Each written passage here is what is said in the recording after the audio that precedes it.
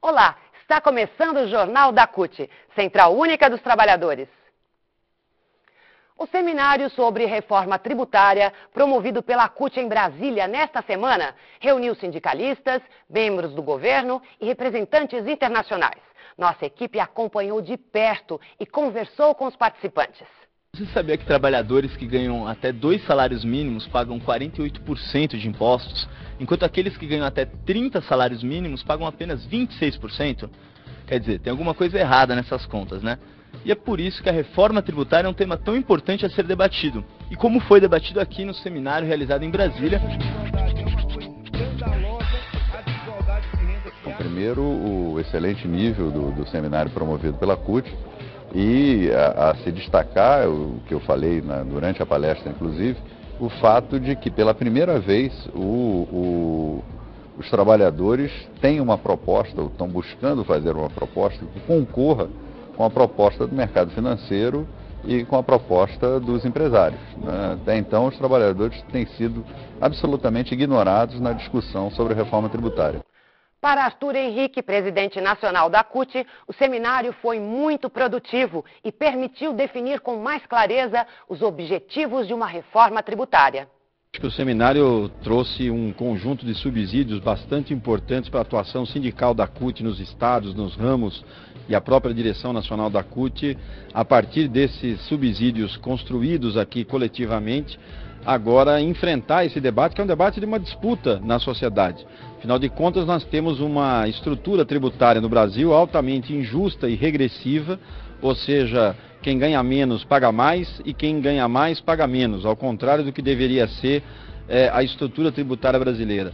Um empresário que queira ampliar os seus negócios e gerar emprego, gerar renda, paga uma carga tributária maior do que aquele empresário que quer aplicar o seu dinheiro no mercado especulativo, no mercado financeiro. Portanto, essas são algumas das questões que ficaram claras nesse diagnóstico sobre a estrutura tributária brasileira e que merecem, por parte da CUT, de toda a sociedade, de todos os trabalhadores, uma ação sindical de mobilização, de pressão, para que a gente possa aprovar no Congresso Nacional legislações que, por exemplo, possibilitem que um empresário ou um banqueiro ou um grande proprietário de terra que utiliza iate, avião, jatinho, helicóptero, por incrível que pareça, esses meios de transporte não pagam imposto. No entanto, nós, os trabalhadores, uma parte da classe trabalhadora que compra o seu carro popular, que compra o seu automóvel, paga o IPVA. Nós achamos que todo mundo tem que pagar o trabalhador, tem que pagar o empresário, tem que pagar o banqueiro, tem que pagar o proprietário de terra, e quem ganha menos paga menos, quem ganha mais paga mais. Também em Brasília, na segunda-feira, a CUT realizou seminário sobre sua participação no Conselho do FGTS. O saldo foi bastante positivo, no sentido de levar a discussão do Conselho às CUTs estaduais e sindicatos de base. O seminário realizado aqui em Brasília para discutir o Fundo de Garantia por Tempo de Serviço abordou diversas questões, inclusive algumas críticas, como, por exemplo, a lei atual do FGTS, que para os participantes precisa ser revista. Essa lei está desatualizada. A remuneração dos trabalhadores ela é insuficiente hoje, né? Ela era prevista no momento de inflação alta, então, portanto, em que a remuneração fixa muitas vezes não era tão importante. Hoje, só para você ter uma ideia, a inflação foi aproximadamente 6% e a remuneração das contas do FGTS foi de 4%. Cada vez mais está ficando provado da necessidade de melhorar a remuneração da conta do indivíduo, da conta do trabalhador em relação ao Fundo de Garantia. Então, portanto, essa é uma necessidade que depende, evidentemente, da alteração da legislação.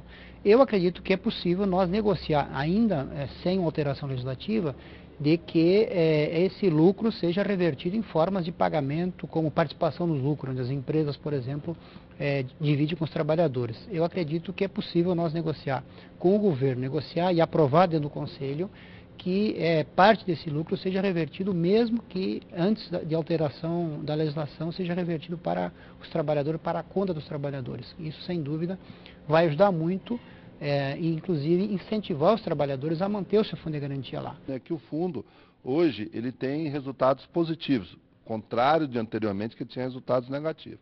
Então, nós podemos utilizar, além de atualizar esses valores, não vejo problemas e poderemos ter distribuição dos resultados que o fundo tem. Assim como qualquer empresa ou qualquer banco tem um resultado positivo das suas aplicações do ano anterior, possa ser distribuído entre os cotistas do fundo.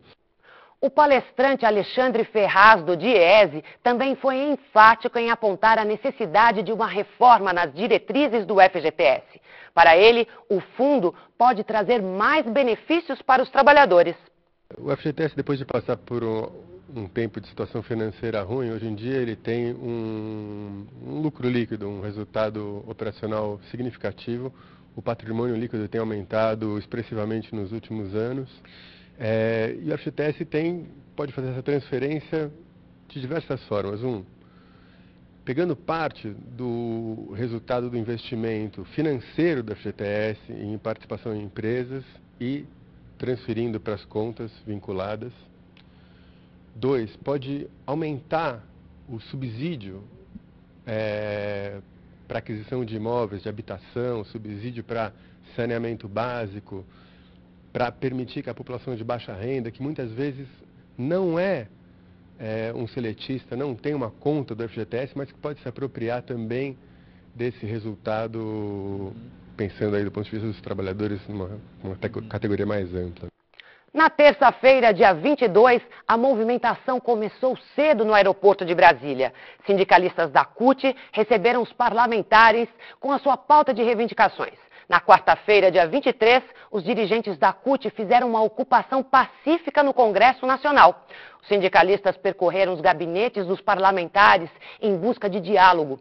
Hoje e amanhã, sexta-feira, a direção nacional está reunida em Brasília para planejar os próximos passos de sua agenda. Na próxima edição, traremos mais detalhes da semana em Brasília e entrevistas exclusivas para o Jornal da CUT. Na terça-feira, dia 22, a luta pela memória dos desaparecidos políticos teve um novo capítulo.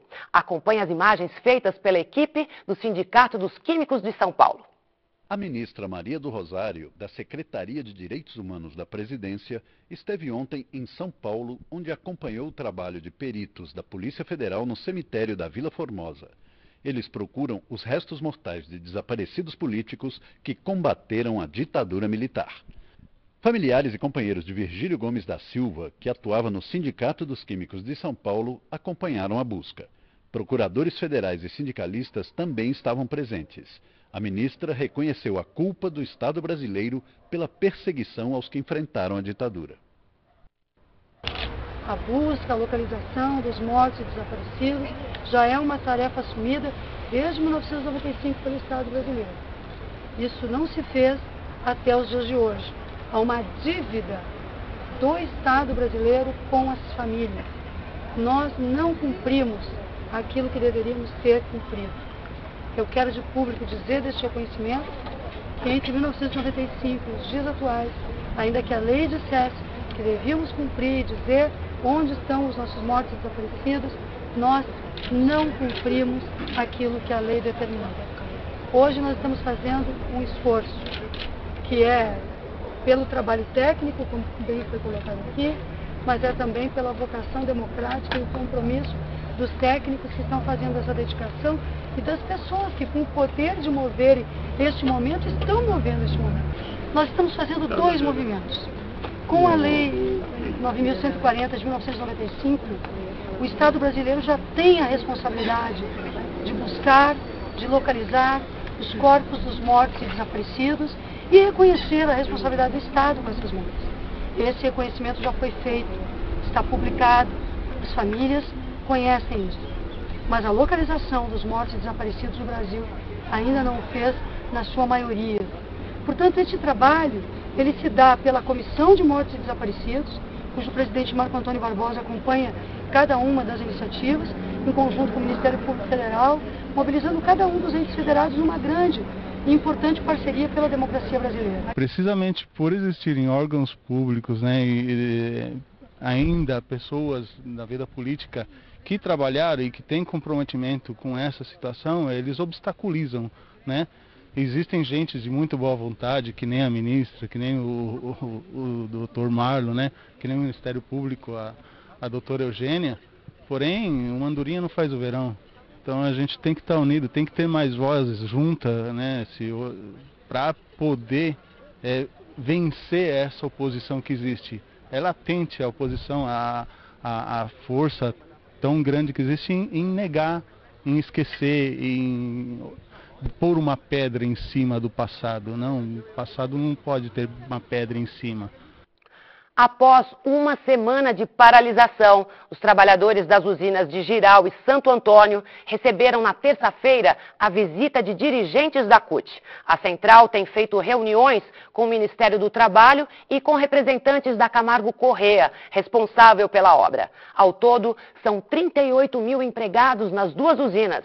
Wagner Freitas pela CUT e Luizinho Queiroz pela Conticom estão acompanhando as negociações por melhores condições de trabalho junto com a CUT estadual de Rondônia. A CUT nacional se reuniu ontem com o ministro-chefe da Secretaria-Geral da Presidência, Gilberto Carvalho, e obteve um compromisso. Na próxima terça-feira, 29, haverá uma reunião com o governo federal, a CUT e associações empresariais do setor de construção civil. A intenção é fechar um pacto nacional que garanta condições dignas de trabalho e remuneração para trabalhadores contratados em obras do PAC e outras financiadas com dinheiro público, como Minha Casa Minha Vida e as obras para a Copa de 2014. Os índices de violência contra a mulher no estado de São Paulo continuam preocupantes. Quem comenta é a secretária de Mulheres da CNTSS, Célia Regina Costa. Há uma diminuição de homicídios no estado de São Paulo, mas com aumento de homicídio em mulheres com armas brancas. Isso significa ser a violência doméstica. Ela vem aumentando, né, ao invés de diminuir. E isso tudo tem um porquê, tem a ver com as políticas que o governo do estado de São Paulo, nesses últimos anos, não tem aplicado. Por exemplo, nós não temos casas-abrigos, nós não temos delegacia de mulheres que ficam abertas finais de semana e à noite, nós não temos nenhuma retaguarda para essa mulher que vai na delegacia dizer que está sendo ameaçada. Nós temos visto isso no Brasil inteiro, mas em São Paulo, inclusive, que foi o primeiro lugar que teve a primeira delegacia de mulheres, né, elegeu a primeira delegada de mulheres para o parlamento, a gente vem notando, quer dizer, nós, né, o movimento sindical, o movimento de mulheres aqui no estado de São Paulo, estamos cada vez percebendo mais, né, que há uma política, quer dizer, não há uma política, há uma diminuição total de uma política voltada para a defesa das mulheres aqui no estado de São Paulo. A CUT apoia todas as ações que visem eliminar a violência contra as mulheres, em qualquer situação. Os servidores públicos federais, através da Condicef, promoveu intensa atividade junto aos parlamentares de Brasília esta semana. Eles defendem leis e projetos que garantam direitos e melhores condições de trabalho para a categoria.